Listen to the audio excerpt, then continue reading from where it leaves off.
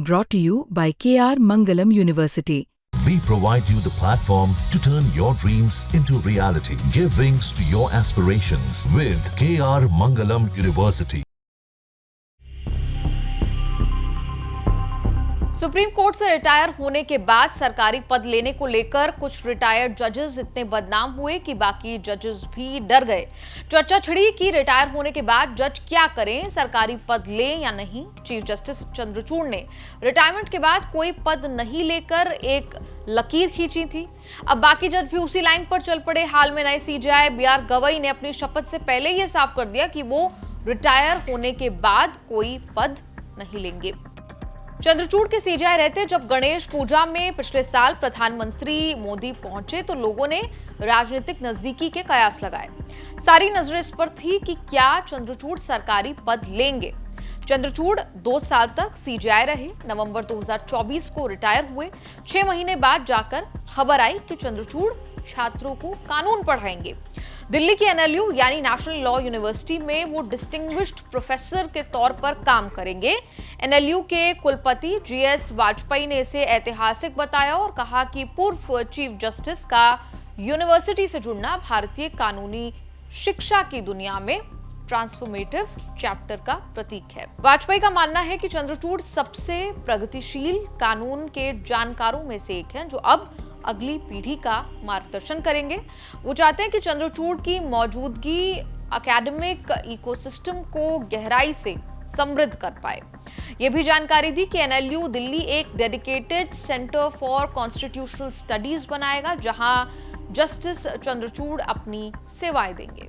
जुलाई 2025 से in the spirit of justice the DYC distinguished lecture series नाम की एक सीरीज भी शुरू की जाएगी। इस सीरीज के जरिए छात्र देश और समाज के सामने मौजूद आधुनिक कानूनी चुनौतियों को जस्टिस डीवाई चंद्रचूड़ की दृष्टि से समझ सकेंगे।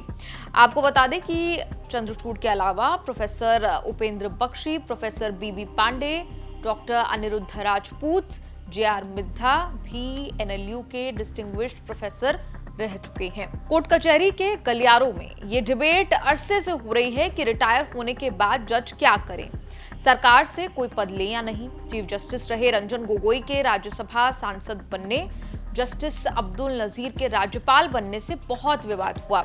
जजों की क्रेडिबिलिटी पोस्ट रिटायरमेंट पद लेने से विवादों में घिर गई।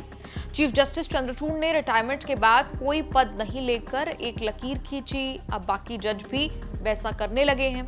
चंद्रचूड़ ने कहा तो उनके बाद आने वाले संजीव खन्ना ने भी यही ऐलान कर दिया और अब बीआर गवई ने तो किसी विवाद की गुंजाइश ही नहीं छोड़ी।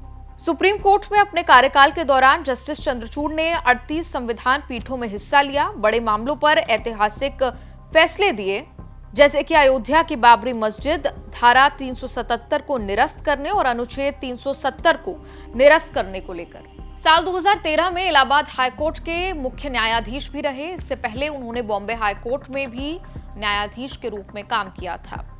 आपको बता दें, लाइव मिंट की एक रिपोर्ट में चंद्रचूड़ की सैलरी का हिसाब किताब लगाया गया है। 7वें वेतन आयोग के पे लेवल 15 के न्यूनतम मानकों के आधार पर। लाइव मिंट की रिपोर्ट के मुताबिक जस्टिस चंद्रचूड़ का मूल वेतन 1,82,200 रुपए होगा।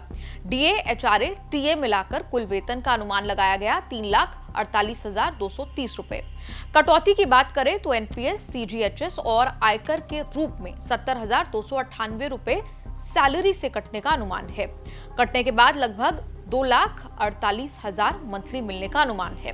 हालांकि लाइव मिंट ने अपनी रिपोर्ट में यह भी कहा कि एजीपी 15 के न्यूनतम मानकों पर यह आधारित है। जस्टिस चंद्रचूड़ जैसे प्रतिष्ठित व्यक्ति के लिए एनएलयू दिल्ली विशेष अनुबंध के तहत अतिरिक्त भत्ते जैसे अनुसंधान अनुदान सचिवालय प्रदान कर सकता है, जिससे सैलरी में इजाफा हो सकता है। आपको बता दें, सीजीआई के तौर पर भी वो करीब 2,80,000 मंथली कमा रहे थे। आपका कोर्ट कचहरी के इस एपिसोड पर क्या कुछ कहना है, कमेंट्स में लिखकर अपनी राय जरूर दें।